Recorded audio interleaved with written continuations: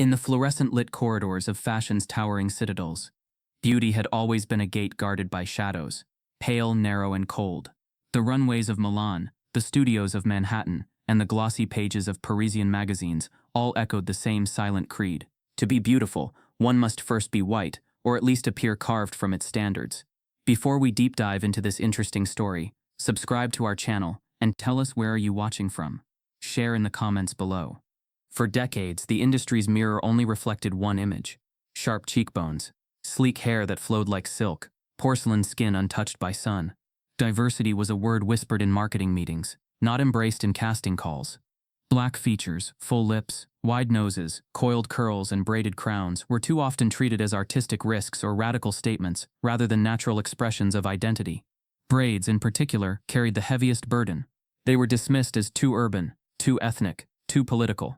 Even in moments when Afrocentric styles were celebrated, they were often showcased on non-black bodies, stripped of history, hollowed of meaning. Imani Carter learned this brutal truth far too early. She stood 5'9", with legs like tempered glass, long, sleek, but firm with resolve. Her skin bore the richness of mahogany, a hue that seemed to drink the sun. Her eyes, wide and almond-shaped, carried the depth of someone who had seen too much, too young. But it was her braids, long, neat rows cascading down her back, sometimes woven with cowrie shells or beads, that made the world around her flinch.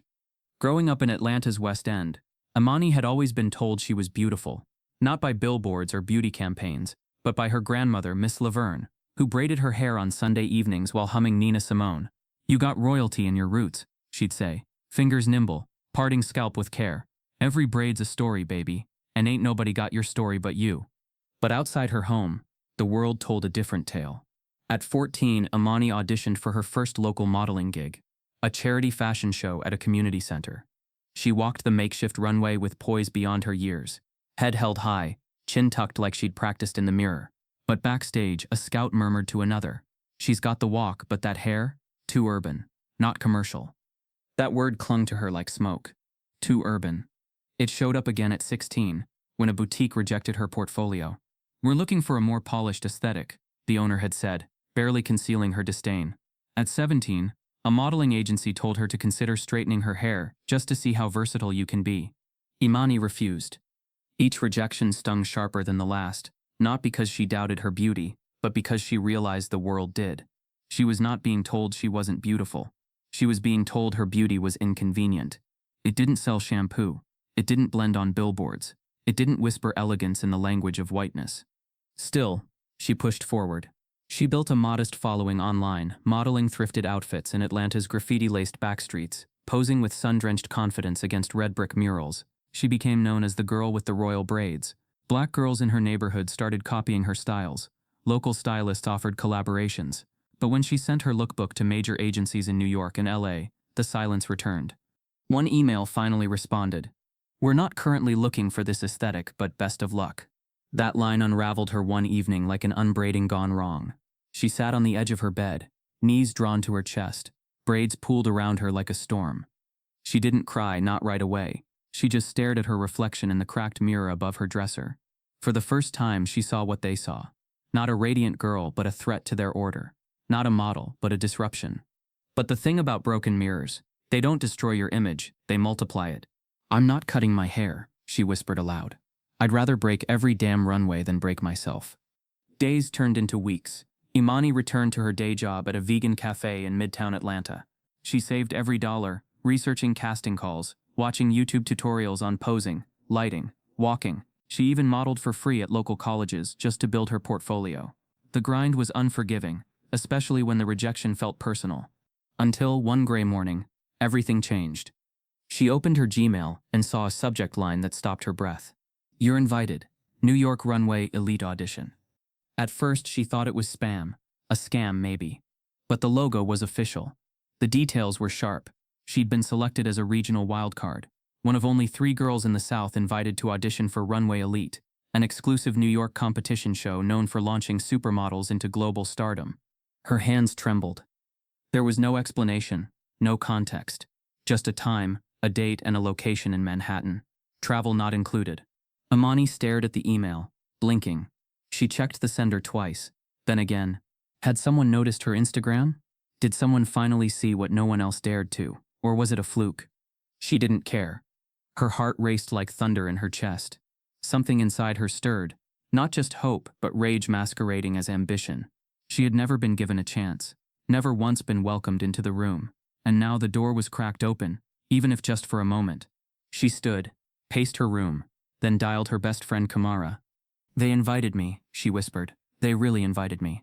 Kamara screamed, "Girl, you better go up there and show 'em what a queen looks like." But Imani wasn't smiling yet. Because deep down, she knew this wasn't going to be a fairy tale. This was going to be a war. And the battlefield? A New York runway where Braids had never been crowned. As she begins packing, a sudden notification flashes on her phone. An anonymous DM. "Don't bother showing up, you won't make it past the door." The wheels of the Greyhound bus whispered against the asphalt as it crossed state lines, slicing through the southern dusk into the electric promise of the north. Imani Carter sat by the window, her head pressed lightly against the glass, braids draped over her shoulder like woven armor. Each twist in her hair carried stories of laughter, of pain, of endurance. But this time, they carried a prayer too. She hadn't told many people she was leaving. Just Kamara, her grandma's neighbor Mrs. Thelma, and the shift manager at the cafe who barely looked up when she quit. Atlanta had shaped her, its humidity, its music, its soul. But it was also where rejection had clawed at her self-worth time and time again. The love of home had become too tangled with the sting of limits. And Imani couldn't breathe in smallness anymore. Her grandmother had always said, "Dreams are bigger in Harlem. That's where the fight lives. That's where you go when you want to make the world see you." Miss Laverne had never left Georgia herself, but her stories about the Harlem Renaissance, the poets and painters and protesters who defied a world that didn't want them, painted the borough in Imani's mind like a sacred place. So when Imani stepped off the bus into the thunderous chaos of Port Authority, that's where she went first. She stayed in a modest room rented from a retired jazz musician who still played vinyl records every morning like clockwork. His apartment in Harlem was cramped, but filled with life, rust-colored walls lined with faded Polaroids and magazine clippings of black excellence. It smelled like old records and fresh incense. It felt like her grandmother's living room. The mornings in Harlem were different. Children walked to school with beads clacking in their braids. Elders sat on stoops, nodding slowly at passers-by with respect that didn't need words. Corner vendors sold sweet plantains and incense beside barber shops blasting gospel or trap, sometimes both. Here, blackness didn't have to explain itself. It just was. But a train ride south would change all that. When Imani first emerged from the subway station at 42nd Street, the air was different. Sharper, thinner. It smelled of ambition and anxiety. The buildings stood taller, glassier, colder, each one a monument to something she wasn't sure she believed in. Manhattan pulsed with a different rhythm, one that didn't wait, didn't yield, and certainly didn't see her. The competition venue was a towering, minimalist studio tucked between luxury designer showrooms and high-end boutiques. Its exterior was slate gray, intentionally unwelcoming. There was no sign, just a security buzzer and an automated glass door that hissed open like it was annoyed at being touched. As Imani stepped inside, the silence swallowed her. The reception was sterile. White walls, silver accents, faint piano music. A long desk stretched before her, behind which sat a woman so pale and sculpted she looked like she belonged on the cover of a Scandinavian skincare line. The woman didn't smile. "Name?" she asked, without looking up. "Imani Carter. I'm here for the Runway Elite audition." The woman scanned her screen and handed over a plastic visitor badge like it was a formality she resented. "Upstairs, 4th floor, Studio B." Imani nodded, her heart hammering harder than it should have been. The elevator ride felt longer than necessary, mirrors reflecting her image back to her a dozen times. Same brown skin, same braids, same nervous shoulders trying not to shrink. She pulled her hoodie tighter around herself, unsure if it made her less visible or more suspicious. As the elevator doors slid open, her breath caught. The 4th floor was a world away from Harlem's earthy confidence. Tall, waif-thin girls lounged on white leather couches like they'd been born on runways. Their eyes were light green, gray, icy blue. Their hair straight or slicked into buns that screamed model standard. Not a single one of them looked like her. As she stepped in, conversation slowed. Eyes flicked to her, and then back again. Some dismissive, some curious, most unreadable. A few whispered. But the real dagger came seconds later. From the far side of the room, a laugh cut through the tension like broken glass. Sharp, deliberate. It came from a tall blonde in platform boots and a white cashmere coat that looked too expensive for someone her age. She had the kind of face that magazines adored. Sharp jaw, narrow nose, teeth too perfect to be real. She looked at Imani like she'd just walked in wearing a trash bag. The girl tilted her head and smirked. Oh my God, are we doing cosplay now? The words weren't loud, but they didn't have to be. The room erupted in soft, knowing chuckles. Not from everyone, but enough. Enough to make Imani feel the weight of her hair. Enough to make her wonder if she had misunderstood the invitation. She didn't respond. She couldn't. Because the laughter wasn't just at her outfit, or her shoes, or even her presence. It was directed at her braids. The crown she had carried from Atlanta. The legacy her grandmother spent hours weaving with aching fingers. The culture, the pride, the identity, mocked in 5 syllables and one pointed laugh. Imani's fingers curled into her palm. She tried to breathe through the heat crawling up her neck, tried to remind herself of who she was. She wasn't going to give them what they wanted. A flinch, a tear, a retreat, but something inside her broke and burned at once. She moved to the side of the room, ignoring the stares, the smirks. She found an empty chair near the back, and sat down, back straight, eyes forward. She thought of Miss Laverne, who used to say, "Baby, don't lower your crown to make their heads feel higher." The laughter faded. A few girls returned to their idle scrolling. But Imani could still feel the blonde's eyes on her like a spotlight she never asked for. A woman walked in moments later, clipboard in hand, her heels clicking like a metronome of urgency. "Ladies, welcome to day 1 of auditions. You'll be evaluated individually. No phones, no friends, no second chances. Follow the assistant when your name is called." One by one, names echoed through the room. Imani waited. 5 names, 10, 12. Still nothing. A cold sweat formed behind her ears. Was this some mistake? Had she come all this way to sit and be ignored? Then, finally, she heard it. "Carter, Imani." She stood, legs stiff, heart stiffening in rhythm. She walked past the blonde girl, who gave a theatrical sigh and muttered, "Guess anyone can audition now," under her breath. But just before Imani could step into the hallway, a woman entered from the adjacent studio, tall, elegant, and unmistakably black. She wore a crimson pantsuit, gold accents, and an expression carved from elegance and endurance. She didn't smile. She didn't look away. She met Imani's eyes directly, as if measuring something invisible in her posture. The woman's presence was commanding, regal. She said nothing, but her eyes held a question. "Do you belong here?" Imani didn't answer out loud. She didn't need to. She just lifted her chin slightly, the way her grandma taught her, and walked through the doors. As she enters the studio, a production assistant whispers to another, "That's the girl Savannah's targeting. Bet she doesn't last past the first cut." The audition room was wider than expected, its white walls stretching into what felt like infinity. Bright overhead lights buzzed quietly, casting every model in a sterile spotlight that made even confidence look artificial. Cameras lined one side, each one manned by an expressionless operator, and on the other, a long table where 5 judges sat, all dressed in black, holding tablets, their faces unreadable. As Imani walked into that space, the air changed, not dramatically, but just enough to make her skin tighten. It wasn't the silence. It was the way silence wrapped itself around her, more deliberately than it had for the others. Behind her, the laughter still echoed, not aloud, but in her mind. Savannah's sneer, the smirks, the whispers that didn't even try to hide. The humiliation had been sharp, a wound, fresh and raw, but it was the kind of wound that didn't bleed outside. It bled inward, infecting confidence with self-doubt. She felt every eye watching, not with curiosity, but with calculation. Her braids felt heavier now, her skin darker in this light. The air in the room didn't just test posture and poise, it tested worth. "Name?" a judge asked, not bothering to glance up. "Imani Carter," she replied, her voice steady but muted by the pounding in her chest. There was no welcome, no nod, just a flick of a hand toward the center of the room. She walked forward, each step deliberate, though her knees threatened to betray her. She stopped where the tape marked the floor. "Slate pose, profile, walk, freeze," another judge instructed. Imani did as told. Her walk was fluid, trained, practiced. But even she knew that in this room, grace alone wasn't enough. She didn't just have to be good, she had to be impossible to ignore. The judges said nothing. Fingers tapped screens, pens moved, brows furrowed. Then a murmur, low at first, then clearer. "Too street. Not the aesthetic. She's got presence, but that hair." The words didn't come in one cruel blow. They came like wind through a cracked door. subtle but enough to chill. And though the panel whispered, it wasn't quiet enough.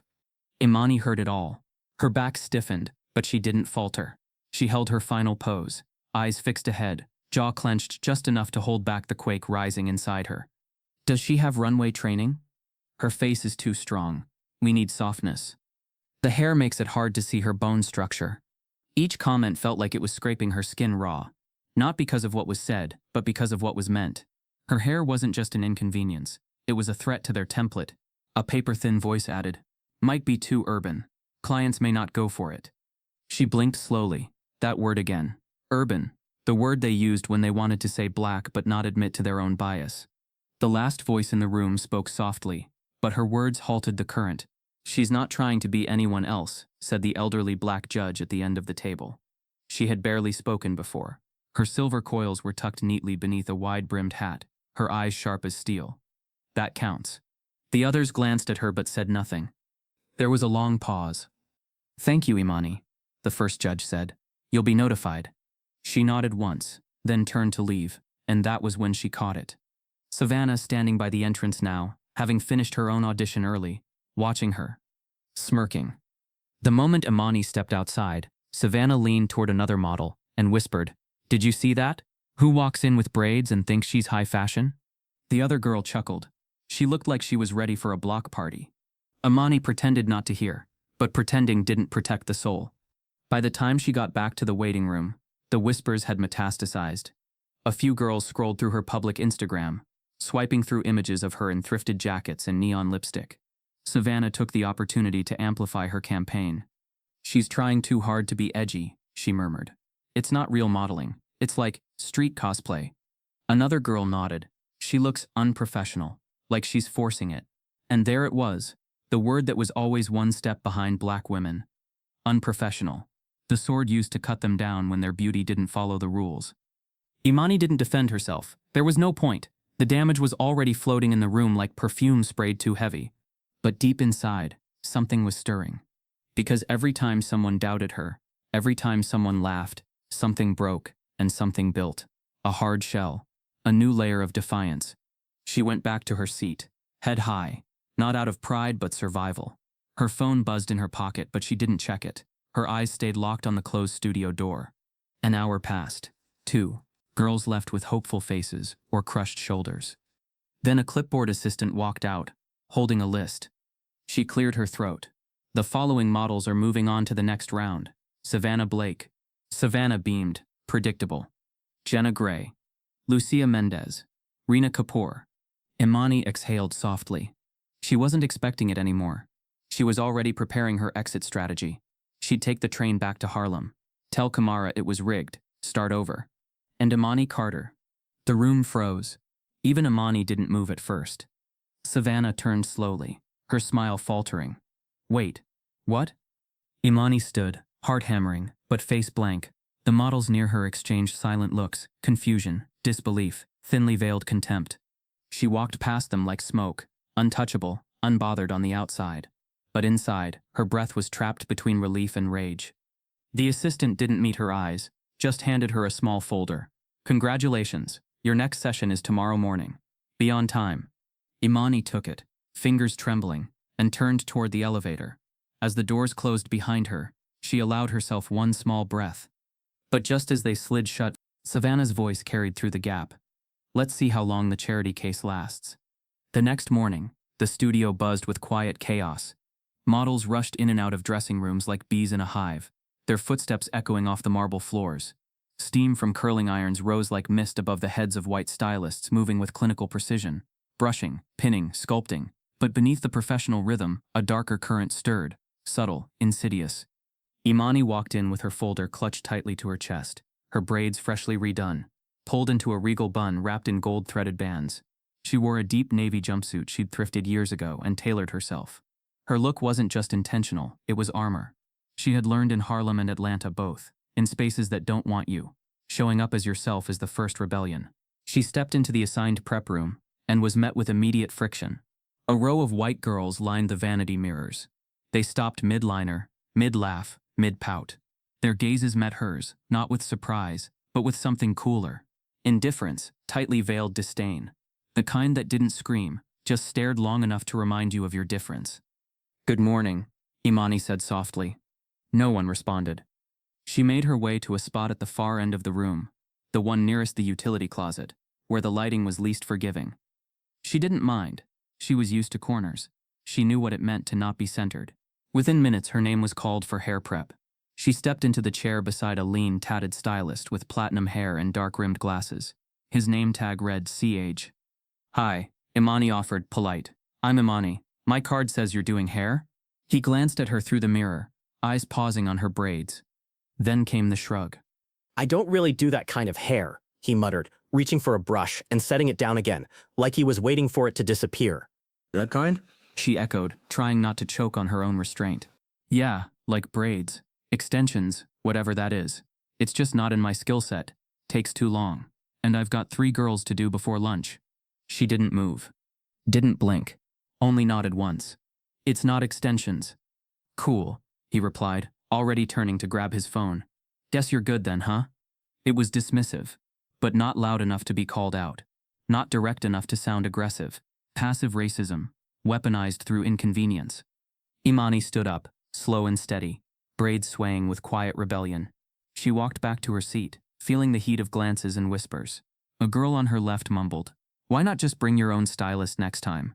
Another added, "If you want special treatment, maybe this isn't the right industry." Imani didn't respond.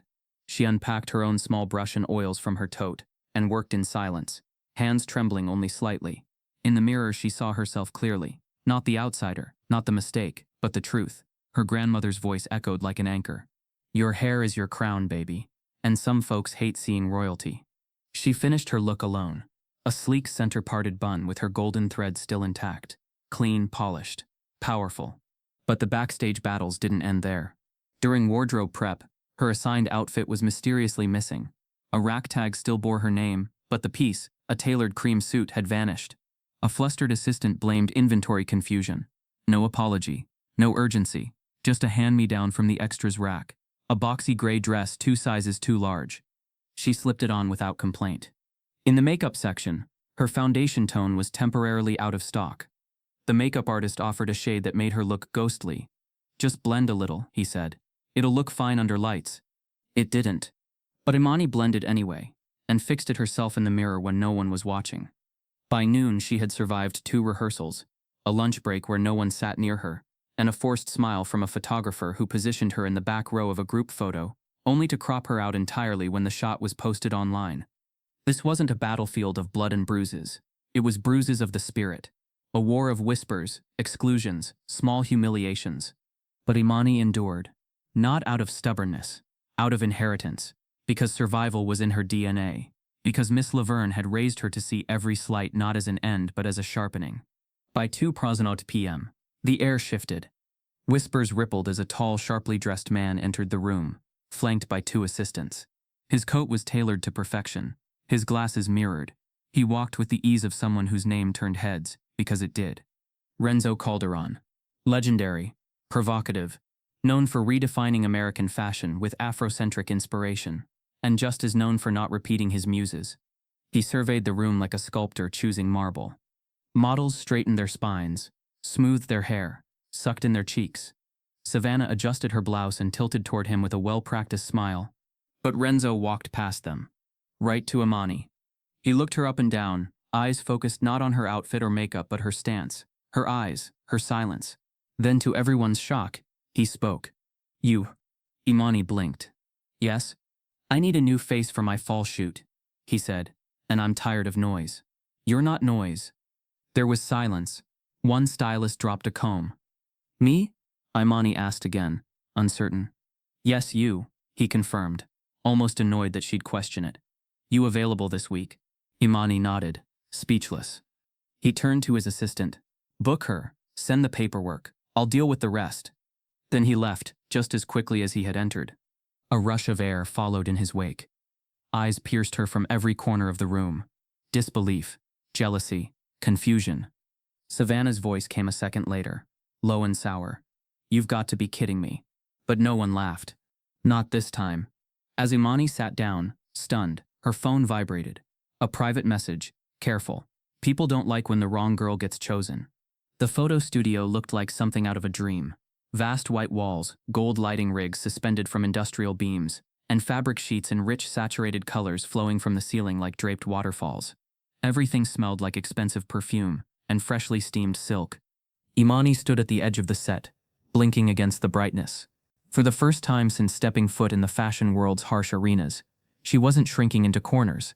She had been invited here, requested, not tolerated, not allowed, chosen. Renzo Calderon was already on set, adjusting the placement of a burnt orange backdrop. He was surrounded by a flurry of assistants, stylists, and producers, but when he saw Imani, he waved her forward. "You're late," he said flatly. He raised a hand. "Only by 2 minutes. But 2 minutes in fashion is the difference between icon and memory." Imani swallowed her apology. She nodded instead. "Good," he said. "Come, let me see you." He led her toward a table layered in textiles, Ankara prints, silk blends, structured metallic fabrics that caught light with every breath. One of his stylists, a woman with coiled black hair and deep-set hazel eyes, stepped forward and began holding fabrics near Imani's skin. She absorbs gold," the woman said softly, "but fights back when wrapped in crimson. She's not an echo, she's a—" Renzo snapped his fingers. "Exactly. We don't dress her like them, we sculpt her." Imani had never heard herself spoken of like that. Not as an obligation or risk, but as art. She stood still as they dressed her in a structured gold jacket with lapels embroidered in kente-inspired patterns. Her braids, for once, were not questioned. In fact, Renzo's makeup lead insisted on framing them with bronze foil leaf, turning them into a literal crown. When she stepped in front of the camera, the room quieted. Renzo stared, then said simply, "Now, breathe like your ancestors are watching." She did. Click. Click. The shots were nothing short of alchemy. Imani didn't pose. She stood, firm, proud, unbent. Every flash captured more than beauty. It captured defiance and elegance, her chin angled skyward, her eyes soft but unflinching. The gold leaf in her braids shimmered like embers. Renzo didn't direct much. He didn't need to. After 20 minutes, he raised a hand. "That's it. She's the one." The words spread quickly. By the time Imani returned to the competition compound, the whispers had transformed into a low rumble. Girls paused their conversations when she entered. A few stared openly, their faces unreadable, but not without bitterness. Savannah was the first to speak up, her voice sugary sweet and venom-laced. "Wow, they're really going for the diversity angle, huh?" she said to a circle of girls, loud enough for Imani to hear. "Not even the final 10 yet, and she's already the cover girl." Another added, "Guess it helps to be visually disruptive." Imani passed them without breaking stride. But their words clung to her skin like static. Hard to brush off, invisible but pulsing. She knew what they meant. She didn't fit. She didn't deserve this without a struggle. And their discomfort wasn't with her rise. It was with the fact that it wasn't on their terms. That night, Renzo posted 3 photos from the shoot on his social media, one of them with Imani mid-pose, gold leaf catching light like flame. He captioned it, "Royalty reimagined. The future wears her own name." Within an hour, it had 50,000 likes. And then the flood began. On Twitter, the image went viral. Thousands praised her look. Black fashion students, stylists, mothers tagging their daughters. Comments poured in calling her stunning, ethereal, powerful. One user wrote, "This is why we need more black beauty in fashion. I've never felt so seen." But right behind the love came the rot. Trolls crept out of shadowed corners of the internet. Faceless profiles, egg avatars, anonymous hate. Affirmative action queen. Is this a fashion shoot or a Wakanda casting call? Not marketable. She looks angry. Bet she's not even American-born. This is how they dilute the industry. Imani sat on her borrowed bed in Harlem, scrolling slowly through the chaos. Her heart ached, not at the hate itself, but at how familiar it was. How quick the world was to mock what it didn't understand. How deeply they hated her for being seen. She didn't cry. She just shut off the app. The next morning, the air in the studio had changed. The judges had narrowed down the contestants from 40 to 10, and tension floated in every breath. Girls smiled through gritted teeth, side-glanced, speculated. Imani didn't try to guess. She didn't trust the process to be fair. Not yet. But she did trust herself, and she trusted the truth of that photo shoot. For once she hadn't been overlooked. She'd been undeniable. The head producer entered with a clipboard, followed by the judging panel. Imani's breath caught when she saw the elder black judge again, the one in the wide-brimmed hat. She gave Imani a brief nod. It wasn't encouragement, it was confirmation. The names were read slowly. 1, 2, 3. Imani counted each 5, 7. Her fingers curled tighter around the edge of her seat. 9. A pause. And the final contestant advancing to the top 10, the producer said, her eyes scanning the room. Imani held her breath. Imani Carter. There was no applause. Only silence. Then from behind her, a hissed whisper. You've got to be fucking kidding me. Imani turned slightly. Savannah's face was taut with disbelief. Her hands were clenched. But Imani didn't move, didn't respond. She stood slowly and walked the front, past the doubt, past the hate, past the noise. She wasn't a charity case. She was a storm wrapped in silk. As the girls left the room, a judge's assistant whispered to another, unaware Imani was still within earshot. The head judge is not happy. He says Imani's not the right face for the brand. The air in the rehearsal hall felt heavier than usual. Every inhale Imani took came with the metallic edge of pressure, like the very walls of the building were watching her. A giant digital clock ticked down to the semifinals, its red numbers pulsing in sync with her heartbeat. Time was no longer a tool. It was a weapon. 10 contestants remained. 9 of them had slid into the semifinal round like it was owed to them. For Imani, it felt like crossing enemy lines. Every smile directed her way was tight-lipped. Every conversation she wasn't included in reminded her that, even now, she was being tolerated, not embraced. She wasn't just walking on a runway. She was walking a razor's edge between visibility and violence. Each of the remaining girls had their own station now, a mini dressing room separated by curtains, their names printed in bold font above. Imani's station was on the farthest end of the row, tucked near a stack of unused lighting rigs and cases. The curtain to her booth had been torn slightly. She didn't complain. She simply pinned a scarf over it for privacy and sat down. In front of her lay the semi-final wardrobe, a 2-piece gown in obsidian velvet, elegant and form-hugging, the skirt high-slit with golden threading tracing the hem. But the real challenge wasn't the gown. It was what came beneath it, a pair of stiletto heels so tall and narrow they looked like balancing acts waiting to betray their wearer. She had rehearsed in them, of course. She had practiced on cracked sidewalks in Atlanta wearing shoes twice her size, just to get balance down. But nothing could prepare her for the burden of expectation. Not just to win, but to represent. She sat, legs crossed, running a hand along her braids. They were freshly done, looped into an intricate crown braid that spiraled upward and finished in a high coil, gleaming with bronze cuffs. Miss Laverne would have called it a victory coil, a look for days when you refused to bend. And today, Imani couldn't afford to. Her fingers trembled as she touched the straps of her shoes. She remembered another morning, years ago, one far less glamorous, but just as weighty. A childhood morning, when she was 9, and the white girl 2 rows behind her in class had asked, "Why does your hair look like worms?" She had cried on the way home, begged Miss Laverne to let her straighten it. The old woman had sat her down in the kitchen, dipped a comb into coconut oil, and said, "Baby, don't you ever let this world make you hate your roots. They trying to erase us one curl at a time. Walk tall, your crown ain't made for their approval." That day, she walked back to school with her head higher. Today had to be no different.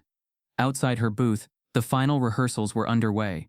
Assistants rushed by with clipboards, stylists barked orders, and the judge's whispers floated just beneath the buzz like a low-frequency hum of judgment. She slipped her feet into the heels and stood. Then faltered. The right heel dipped inward slightly. Not enough to trip her, but enough to throw off her balance. She looked down, confused, checked the strap.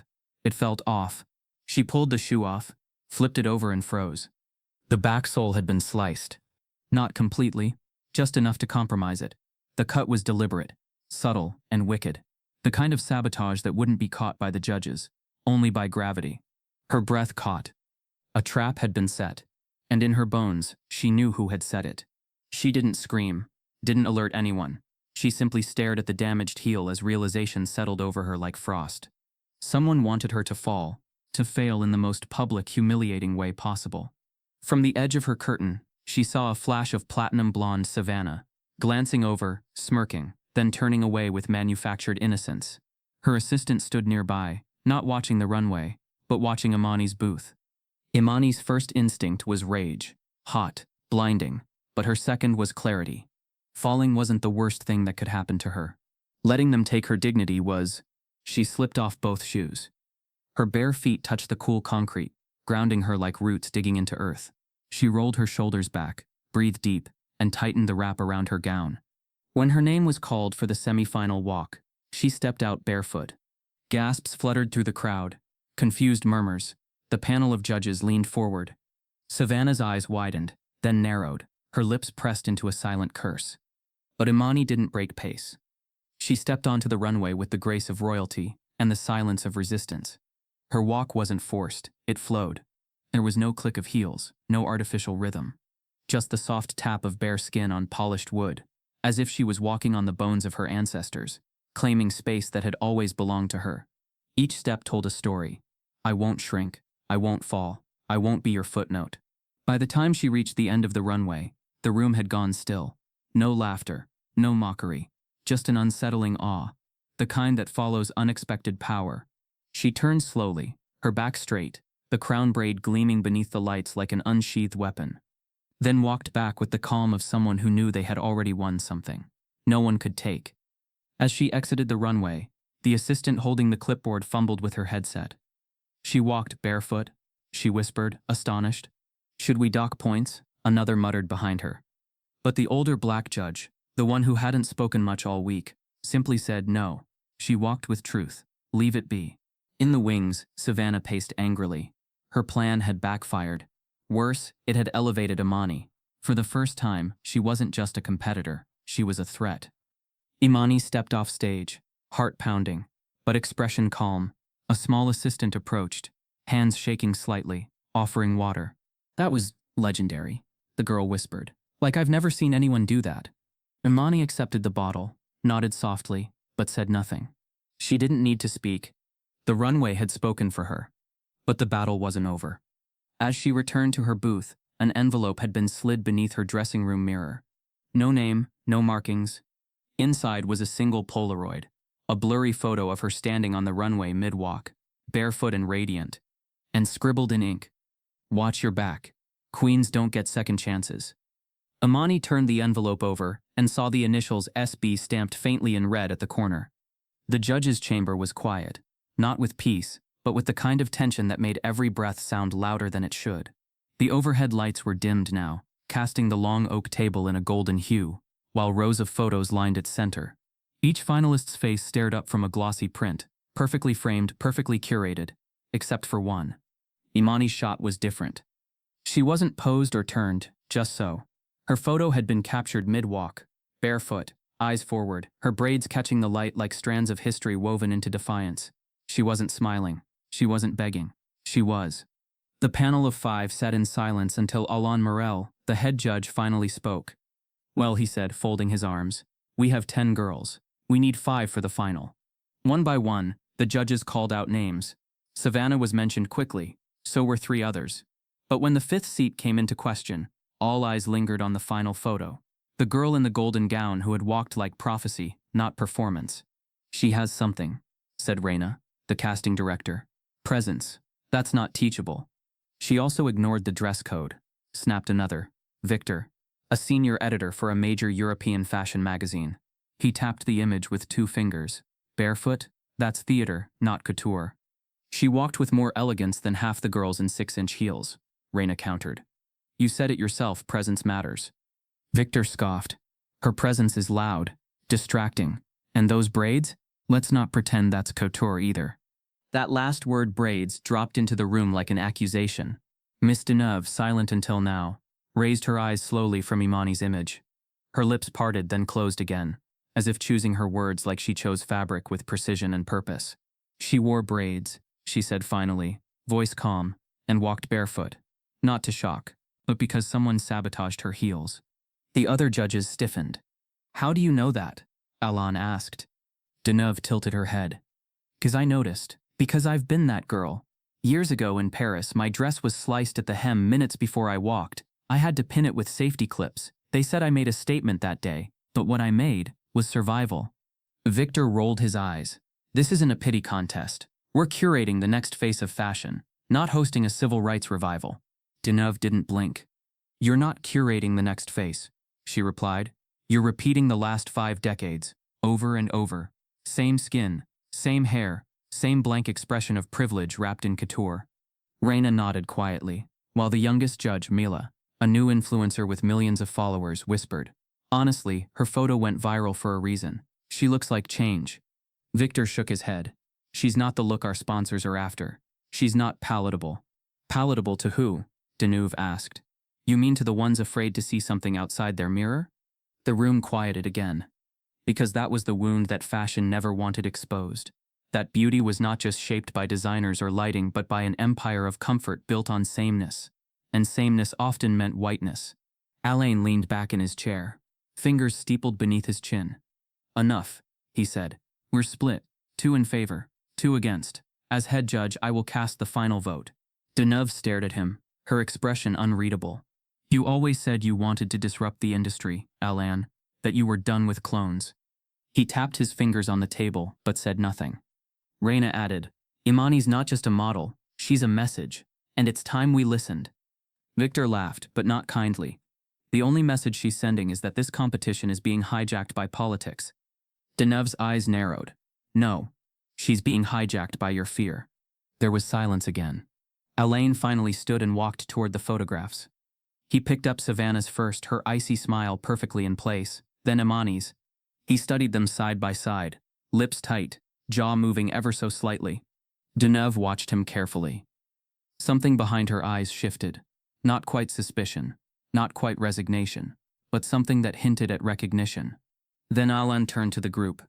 "I'll announce the 5 tomorrow," he said flatly. Victor raised a brow. "But..." Alain cut him off. "This room ends tonight. My call." One by one, the judges gathered their things. Deneuve lingered, her fingers brushing Imani's photo as she passed. Alain stood by the window, his back to her, staring out at the city skyline like it might answer the question he didn't dare say aloud. When she reached the door, Deneuve turned slightly. "You know," she said softly, "I didn't realize it until today, but Savannah, she walks exactly like your old muse. Remember her? The one from Berlin?" Alain didn't reply. His silence was its own confirmation. Deneuve smiled, faint but sharp. "You always did favor your protégés." Then she left.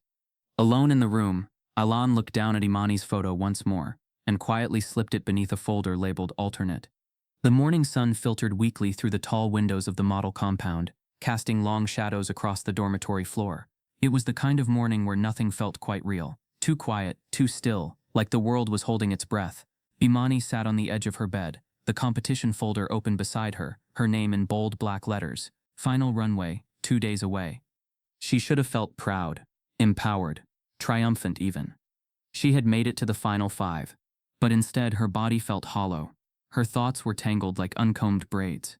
Because deep down, Imani could feel it. The walls were closing in. She had seen the way Alain, the head judge, watched her walk.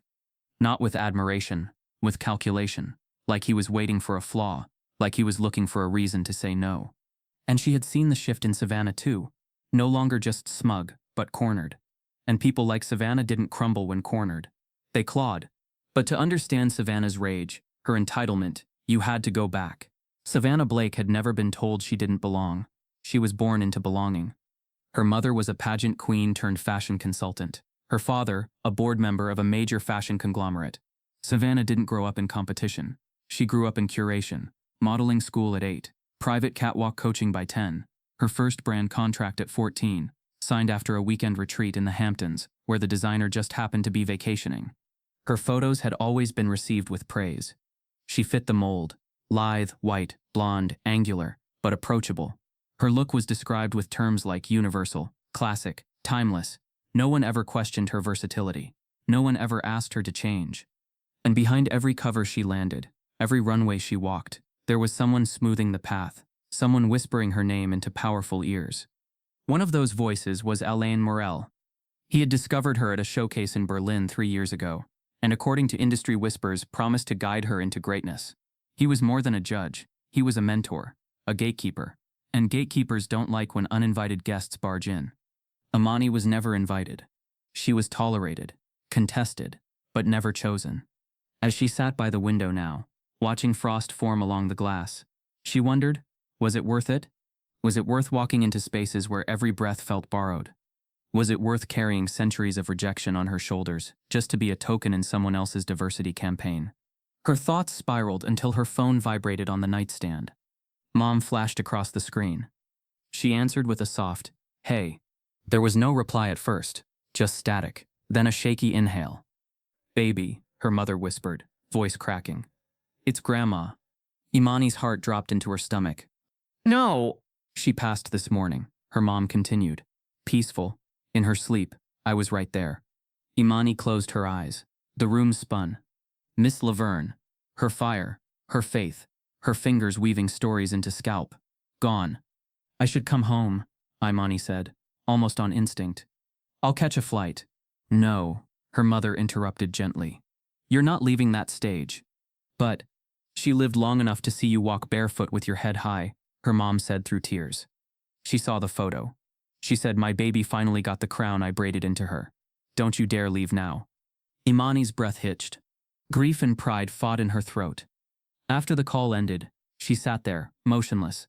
Then she stood, walked to the bathroom, washed her face with cold water. She didn't fix her hair. Not yet. Instead, she walked to a nearby salon in Harlem, one run by black women, one where the braiding chair was sacred. "I need a crown braid," she told the stylist. "Fresh, for someone who never stopped believing in me." The woman nodded without question. And as the hours passed, fingers moved through her roots like prayer. Oils kissed her scalp. Beads clicked softly into place. No judgment, no questions. Just a ritual of resistance passed through generations. By evening, her braids were done. Not for the judges, not for the stage, but for legacy. She returned to the compound, head held high, braids tight and glinting with golden shells. As she walked through the halls, other contestants stared. One murmured, "She's not afraid." Another whispered, "She looks like she's already won." But Savannah stood at the end of the hallway, arms crossed, eyes narrow. And when Imani passed her, she said coldly, "They're not going to crown you just because your grandmother died." Imani didn't pause, didn't flinch, but her eyes burned. Because she wasn't walking for pity. She was walking for every black girl who had ever been told her crown didn't fit. She returned to her room, pulled out the runway card from her packet, and placed her name tag beside it. Imani Carter, final walk. The decision was made. She wasn't walking away. She was walking through. That night, a new post went up on a private industry forum. An anonymous message titled, "The Truth About Imani Carter, What She's Hiding." The theme for the final runway had been revealed days ago, rooted in earth, a concept that was supposed to inspire fluidity, grounded strength, and cultural expression. Words that sounded poetic on paper, but felt heavy with subtext in rooms still bristling with bias. For Imani, it wasn't just a theme, it was a calling. She had spent the last 48 hours preparing not a costume, but a tribute. Every element of her final look was intentional. Each fold, thread, and bead chosen to echo her story, her soil, her bloodline. Her gown was handcrafted by a Harlem-based designer Renzo had quietly recommended. It was a breathtaking piece of artistry, a floor-length ensemble, dyed in deep umber and sienna, its texture resembling red earth, with bronze accents tracing ancestral patterns down the hem. The fabric hugged Imani's form like armor, yet flowed like river water as she moved. Around her neck lay a bold choker etched with Adinkra symbols, passed down by the designer's grandmother from Ghana. But it was the hair that held everything together. Her crown braid had been reinforced, coiled into a high spiral wrapped with threads of copper and brass. Tiny cowrie shells were delicately placed throughout, symbolizing protection, wealth, and the sacred. As the models lined up backstage, the air throbbed with anticipation. Photographers flitted around like wasps. Stylists did last-minute touches, and tension clung to every corner of the prep area. Savannah stood just behind Imani in the lineup, draped in a crystalline gown of pale green that sparkled like sea glass. Her blonde hair was pulled tight into a bun so sharp it looked sculpted. Her expression was unreadable, until she leaned in close. "You do realize this isn't a funeral, right?" Savannah murmured. "You don't get points just for being sentimental." Imani didn't flinch. Her eyes remained forward, her voice low. "No. But I get to walk in truth. You should try it sometime." The music started, a slow, earthy rhythm pulsing with bass and tribal drums. Lights dimmed. The first model stepped onto the runway. Then another. Then Imani. She stepped forward, one bare foot touching the stage after another, her heels barely visible under the hem of the gown. She didn't rush. She didn't pretend. Each movement was deliberate. Every sway of her hips, every flutter of the gown's fabric, echoed with a silent language. Her braids glinted under the lights like living history. Her eyes scanned the crowd not to impress, but to declare, "I belong here." She thought of Miss Laverne. She thought of Harlem. She thought of all the times she was told to tame her hair, lighten her tone, quiet her walk. She walked not for victory. She walked for legacy. And the crowd noticed. There were audible gasps, not exaggerated, not theatrical, just the kind that escape when something deeply right fills a space long void of it. A little black girl in the second row stood on her seat to see better. Renzo, sitting near the judges' panel, nodded slowly, lips curled in a satisfied smile. Even the photographers paused longer on her than the rest. But then, just as she reached the middle of the runway, there was a noise. A sharp crack followed by a gasp. Savannah had stepped onto the runway and fallen. She had slipped, one heel catching on the edge of the stage curtain, sending her sprawling across the floor, her gown bunched awkwardly around her knees. Gasps rose from the audience. Cameras clicked in frenzied rhythm. She scrambled up quickly, face burning, trying to recover her posture. But the damage was done. It wasn't just a stumble. It was a collapse. And right ahead of her, Imani still stood, unmoved, undistracted. Imani didn't turn around, didn't smirk, didn't gloat. She took her final steps to the end of the runway, paused, and raised her chin. Not as a victor, but as a vessel. When she turned to walk back, she passed Savannah without a glance. Her presence filled the space between them like a truth too loud to ignore. Backstage, murmurs exploded. She didn't even break stride. Savannah's fall was poetic. "Did you see Imani's walk? That wasn't modeling, that was history." The judges said nothing, but their expressions spoke volumes. Victor looked stunned. Raina's eyes glistened. Miss Deneuve leaned forward, whispering something into Alain's ear. He didn't respond, but his jaw clenched. The walk was over, the curtain fell, the finalists were ushered backstage, where a table of water bottles and nervous assistants waited. Imani stood quietly, her fingers tracing one of the cowrie shells in her braid. Savannah stormed past, heels clacking angrily against the floor. "You think this means anything?" she hissed. "They don't want you. You're just their statement piece." Imani finally turned to face her, voice calm, steady. "Then I must have made a hell of a statement." She walked away before Savannah could respond. Moments later, an assistant approached the group. "Scores are in," she said. "You'll be called back out for the announcement in 5. Imani felt her breath catch. This was it. Every microaggression, every closed door, every whispered insult, it all led to this. 5 girls, 1 title. And the stakes were more than a trophy. They were about validation, about who was allowed to define beauty, and who was allowed to redefine it. As they lined up to return to the stage, a judge leaned over to whisper in Alain's ear. "You sure about your choice? Because tonight the world's watching." The final 5 stood beneath the vaulted stage lights like chess pieces, awaiting command. Their silhouettes were framed by soft amber beams that bled down from above, casting halos around gowns, braids, sequins, and bone-stiff posture. Imani could hear everything: the rustle of chiffon, the shallow exhales from contestants beside her, the faraway murmurs of an audience holding collective breath. But inside her, there was silence. Not peace, not yet, but a deep, unmoving quiet. Because she knew this wasn't just a crowning moment, it was a courtroom, and the jury had taken their sweet time. The stage lights shifted, music dipped into silence. And then, movement. The judges entered one by one and took their seats behind the long table. The head judge, Alain Morel, walked last. His tailored suit was dark charcoal, sleek and cold, like his expression. He carried a single envelope in one hand, fingers tight around the flap. Miss Deneuve, seated beside him, wore a wine-colored blazer and an unblinking gaze aimed at nothing and everything all at once. Raina nodded softly toward Imani, barely perceptible. Victor, seated at the end, yawned slightly, unbothered, unimpressed. Alain tapped his microphone. "Ladies," he began, voice even, "tonight you stand as more than contestants. You stand as the future of an industry long in need of reflection and reinvention." The audience applauded politely. Cameras clicked. Somewhere in the crowd, Renzo Calderon crossed one leg over the other and stared without blinking. "You were given a theme," Alain continued, "rooted in earth, a concept born of origin, strength, and identity.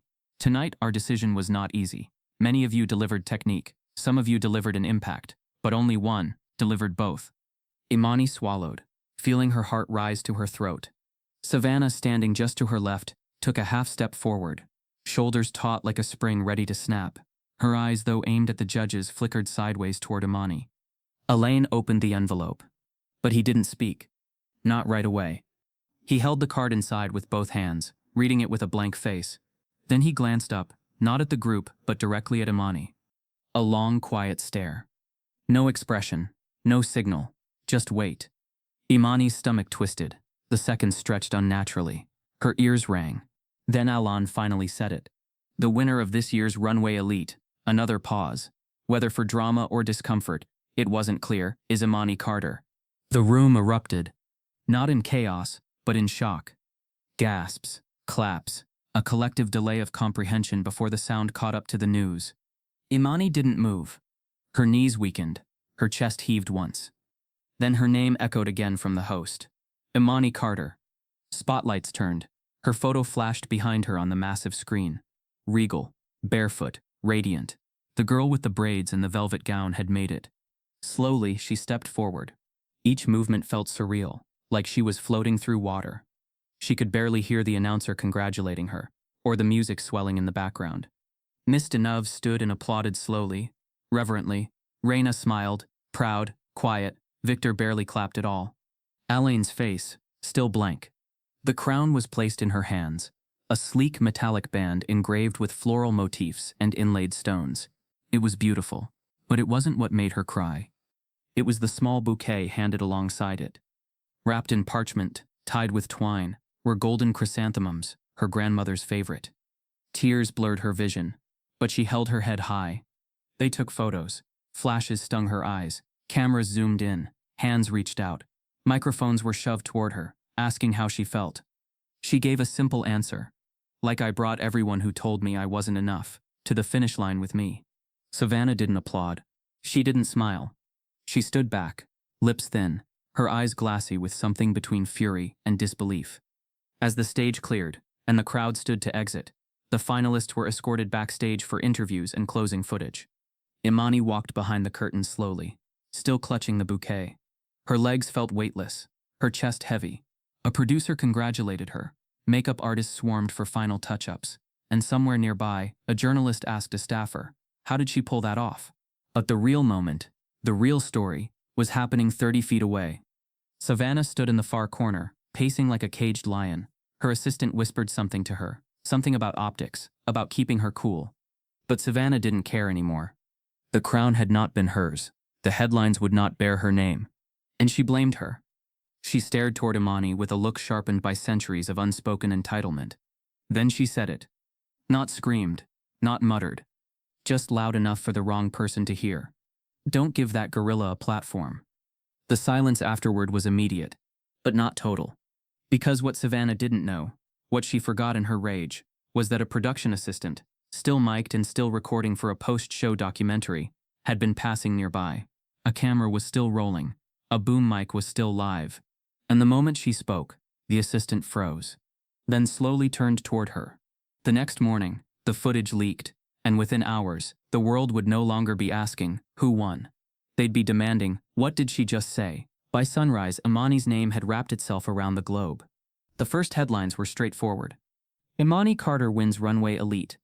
Dark horse victory in high fashion's most competitive stage. But within hours, the narrative began to shift. Not just about the crown, or the barefoot walk, or even the brilliance of her final look, but about what Savannah had said.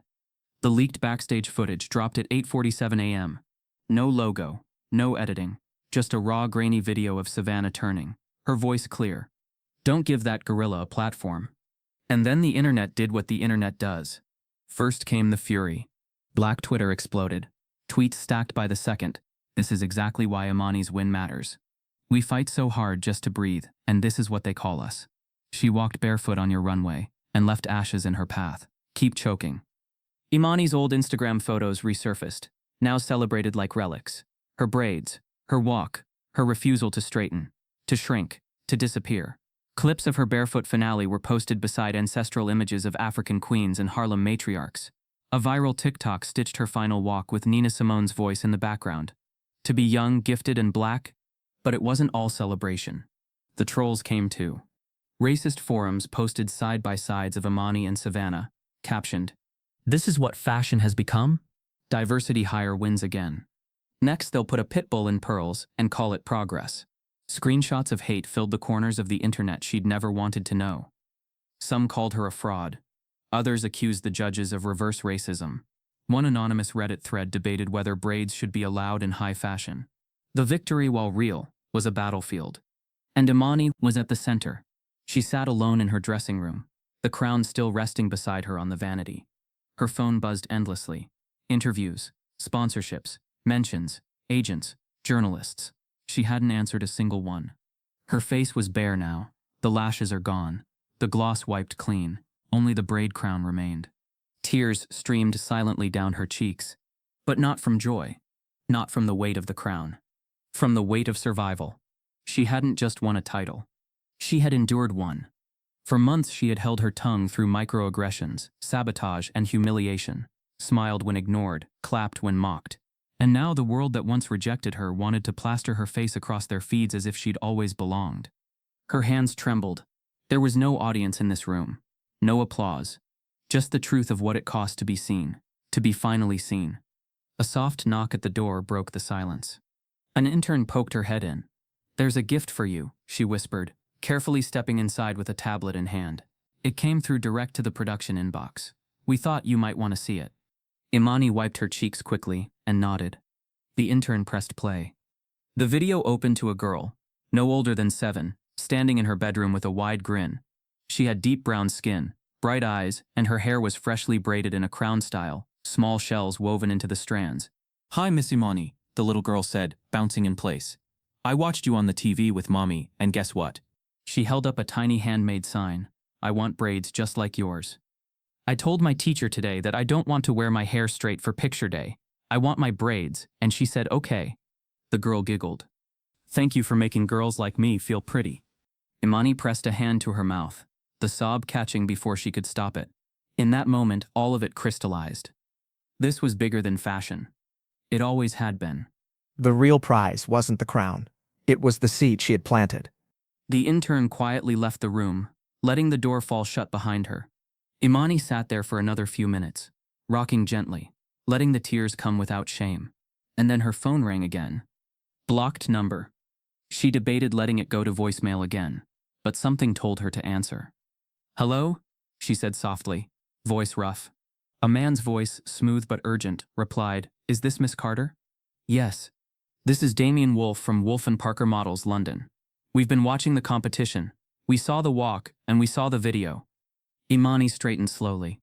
"We're launching a new global campaign next season," he continued. "Inclusive, bold, unapologetic. We want you as the face, full contract, international travel, exclusive editorial in British Vogue." Imani blinked. You want me?" "No one else could carry this," he said. "Not anymore. You didn't just win a show. You redefined the damn runway." Her fingers trembled as she gripped the phone. "I'll have my team send over details within the hour," Damien added. "We'd like to fly you out within 2 weeks if that works." She was speechless. "Miss Carter?" he asked. She finally whispered, "Yes, I'd love to." The call ended. She sat in silence again, but this time, not from fatigue. From awe, from the startling possibility that maybe, just maybe, she hadn't just cracked the door open. She'd blown it clean off the hinges. Just as she stood to grab her things, her phone lit up again. But this time, it was a text from a blocked number. "You got lucky. Let's see how long the world loves a girl like you." The letter came in cream-colored parchment, aged just enough to feel sacred. The handwriting was slanted, elegant, and unmistakably Deneuve's, a script that felt as though each word had been pressed into the page rather than written on it. Imani sat on her balcony, wrapped in a shawl, and the golden dusk of early evening. The skyline stretched before her, glittering with buildings that once felt unreachable. In her lap lay the letter she had hesitated to open, not out of fear, but reverence. Deneuve had already given her a gift: the vintage dress, the symbolic pin, the mentorship no one had seen but Imani had felt. But this letter, tucked inside an envelope embossed only with her initials, AD, felt heavier than anything she had worn or spoken. She unfolded it slowly, the pages crackling like whispered history. "Imani, I never had a daughter, but if I had, I imagined she would have looked like you. Eyes that refused to blink under pressure, a spine too proud to bend even when bruised, I watched you from that judging panel, not as a gatekeeper, but as a witness. You didn't just compete, you carved. And before I step away from this world, I owe you the truth. I was the first black model to walk the Haute Couture showcase in Paris, 1974. They didn't want me there. I wasn't signed to any agency. I was a dresser's assistant who slipped into a sample dress when the lead model got sick. The designer didn't even notice until the show had started. They called it a historic accident. After that show, the invitations stopped. The offers disappeared. People said I was too bold, too unpredictable, but what they meant was, too black. I tried to play the game. I pressed my hair. I lightened my foundation. I thinned myself until I disappeared behind a curtain of compliance. And still, they let me stand on runways, but never in front of cameras. Never on the cover. Never centered. But there was one moment I never told anyone about. Not even my closest friends. It was 1981. I walked into an open casting, wearing a silk jumpsuit, and my hair in long, intricate braids. Braids my mother had done that morning. A tradition passed from her grandmother, who had been born enslaved. I felt radiant, powerful, rooted. The casting director looked me up and down and said, "You'd be stunning if you weren't trying so hard to be political." He meant the braids. That afternoon, I was blacklisted from 2 agencies. Not for causing a scene, not for failing a walk, but for daring to show up as myself. I never wore braids publicly again. Until I saw you. Imani, you walked where I never could. You wore them not just as fashion, but as freedom. You did what we always dreamed of, made the runway ours without permission. Don't let them tame you. Don't let them shrink you into palatability. The industry will try to make you their symbol, and strip your meaning in the process. They'll praise your crown until it threatens their throne. Let them be uncomfortable. That's how change arrives. You've made me proud. You've made all of us proud. And when you walk into rooms I never entered, carry our names with you. Not just mine, but those of the ones who weren't chosen. Because you weren't just chosen, you chose yourself. And that is a revolution. With all my fire, AD Dinav. By the time Imani reached the last line, her chest felt hollow and full all at once. The letter fell gently into her lap. Tears traced down her cheeks, not out of sadness, but recognition. She had felt alone in this climb, alone on the runway, alone in the dressing rooms, alone in the echo chambers of tokenism. But this letter was proof she'd never been alone. She was the voice of a choir long silenced. Deneuve hadn't just handed over fabric and metals, she had passed on a burden, lovingly wrapped in truth. The sky dimmed around her, the air cooled, and just as she folded the letter, her phone buzzed. She glanced down. A new message, unknown number. Imani Carter? This is Ambassador Elaine Dupree, from the United Nations Cultural Council. It would be our honor to formally invite you to represent the United States as the youngest keynote speaker at the International Summit on Cultural Expression, Geneva 20. Your voice is needed. Imani blinked, stunned. The message continued. We will arrange all travel and security. If you accept, your session will open the summit. She sat frozen. A runway had led her here, not just to stages and magazines, but to a platform where culture, politics, and identity would intersect under the eyes of the world. The little girl who once cried because her braids were mocked was now being asked to teach nations why they mattered. And just as she began typing her acceptance, a news alert popped up. Former runway elite judge under investigation for alleged sabotage of contestants' footwear. The article listed a name she knew far too well. The auditorium at the United Nations headquarters in Geneva stood like a marble cathedral of diplomacy. Flags of every nation draped along its curved perimeter, glass panels refracting morning light into stained glass-like rays. Delegates filled the chamber in tailored suits and cultural dress, murmuring in over a dozen languages, their earpieces synced to translators murmuring beneath the hum of anticipation. At the podium, an engraved plaque read, International Summit on Cultural Expression, 2025, and just beneath it, keynote, Imani Carter. Imani sat in the front row, her palms damp but steady on her lap. She wore Deneuve's gold sheath dress. It had been carefully restored, the shells polished, the beadwork reinforced. Her braids were swept into a regal halo braid, woven with subtle copper threads and anchored with the unbowed pin above her left ear. She didn't wear a crown today. She was one. The announcer's voice rose over the chamber. Please welcome Miss Imani Carter, model, cultural advocate and youngest ever keynote speaker of this council. The hall erupted in respectful applause. Reserved, diplomatic, not wild, but meaningful. She rose. Her heels clicked softly against the polished floor as she approached the podium. As she reached it, she paused. She looked around, not at ambassadors or journalists, but at the flags, at the space, at the silence that now rested entirely on her breath. Then she began. "When I was 9 years old," she said softly, voice steady and clear, "a girl in my class called my braids worms. My teacher didn't correct her. She just said, 'Let's not talk about each other's hair.'" A few heads nodded, others stilled. At 14, I was told I was too urban for a commercial shoot. At 17, an agency said my face was beautiful, but my hair was... A quiet murmur rippled. And still I braided it, not out of rebellion, but out of memory. Because my grandmother once said, "Every braid is a story, and baby, your story is not meant to be straightened." Her voice grew stronger now. So I wore it. In every audition, every runway, every dressing room, where stylists rolled their eyes or whispered behind clipboards. I wore it through silence, through sabotage, through smirks that said I didn't belong. Eyes locked onto her. Cameras zoomed in. Delegates leaned forward. But this story, the one told through cornrows, locks, afros, and coils, is not just mine. It's the story of millions who've been asked to flatten their identity just to enter the room. Imani paused, then continued. To the girls who've been told their lips are too full, their skin too dark, their features too much, you are not too much. You are the measure they fear. The room was still. To the ones told to tone it down, speak softer, shrink quieter, smile wider. I say this, the world was never too loud for you.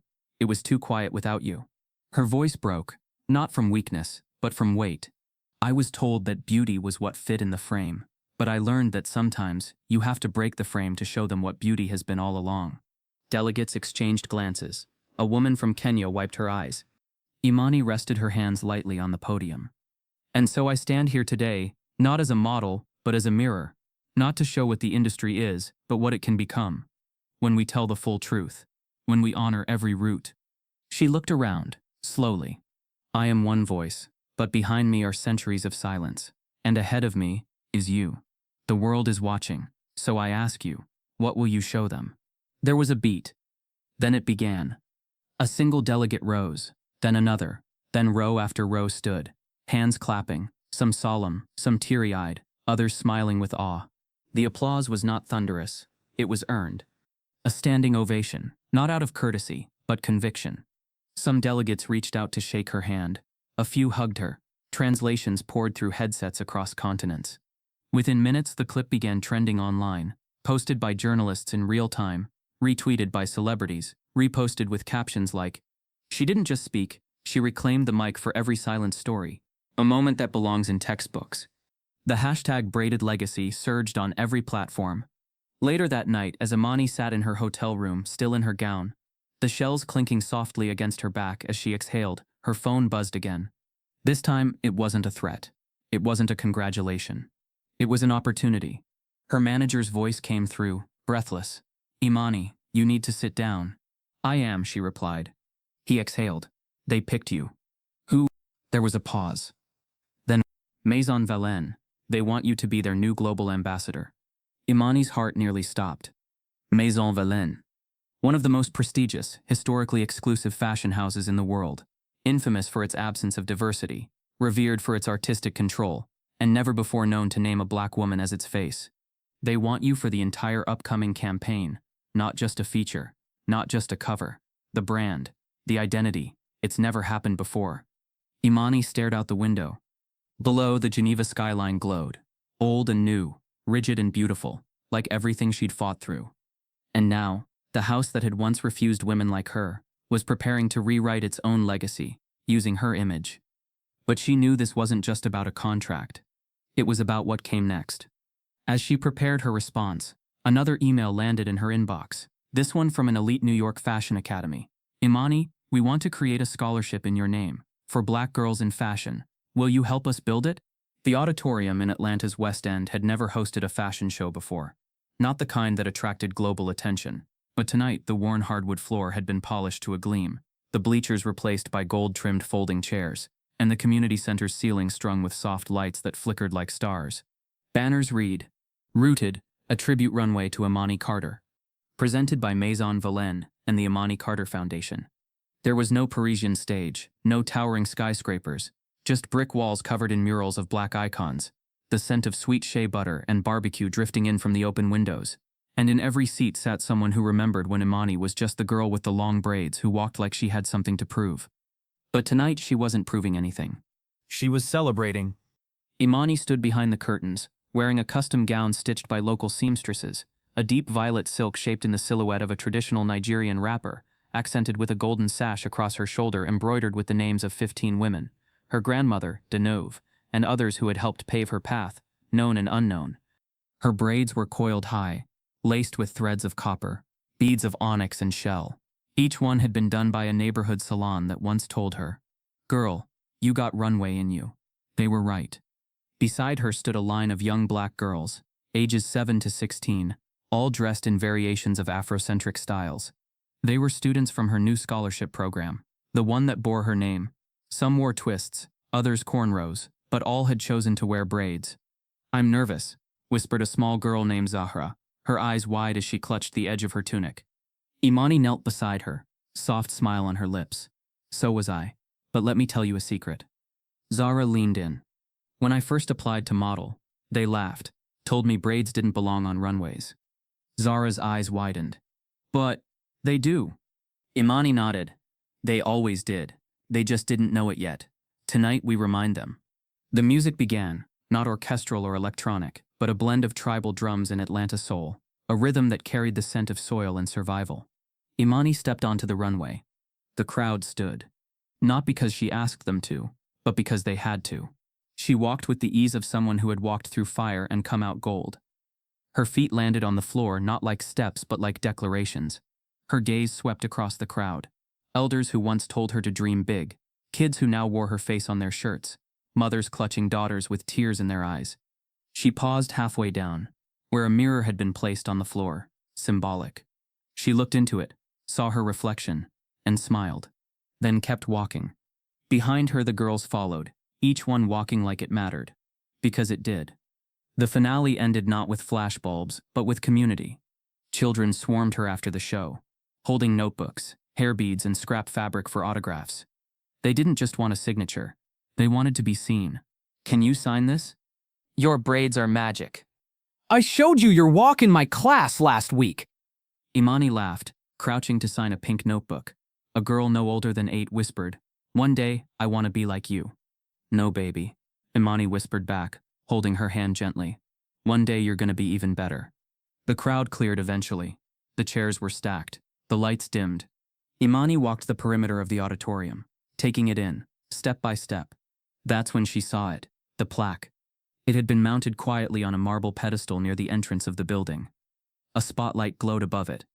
The Imani Carter Hall of Representation and Beauty, dedicated to the power of culture, crown, and courage. She stepped closer, reading the smaller text. This hall once rejected a girl for wearing braids. Now it is named after her. Imani's throat tightened. Behind her, her mother stepped forward, holding up her phone. "You got a minute?" For what? A surprise.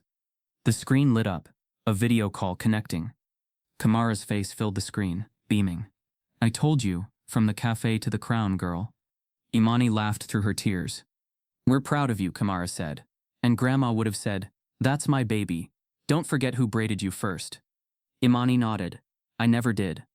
As they ended the call, Imani sat on the edge of the stage. The room was nearly empty now, except for one girl. She stood at the back of the auditorium, shy, unsure. She had braids, thick, coiled in patterns not unlike Imani's, lined with beads shaped like tiny stars. Imani motioned gently. The girl walked over slowly. "How old are you?" Imani asked softly. 11. "First time here?" The girl nodded. "I like your braids," Imani said. The girl smiled. "I saw your video. The one from the UN, and the one where you walked barefoot." Imani tilted her head. "What did it make you feel?" "Like maybe, I don't have to change to be seen." Imani touched her shoulder gently, then leaned in, whispered words the girl would remember forever. "It's your turn now." If Imani's story moved you, if her journey reminded you of your own, or of someone you love, then this is just the beginning. We share real powerful stories like this to amplify the voices often silenced. So if you believe in representation, in resilience, and in rewriting narratives, make sure you subscribe to this channel. It helps us keep telling the stories that matter. Don't forget to like, share, and most importantly, leave a comment. We want to hear your thoughts, your reflections, and your truths. Because your voice is part of this movement too. This isn't just content. This is culture. Let's keep it growing together. It started with a whisper. A photo here, a headline there, a post shared 10,000 times before breakfast. Imani Carter wasn't just a winner anymore. She was a phenomenon. Her first major shoot, post-victory, landed on the cover of Harper's Bazaar. Not buried inside, not a token group feature, but the cover. She wore a deep crimson velvet coat, embroidered with Yoruba symbols, her braids styled into a towering coil kissed with gold.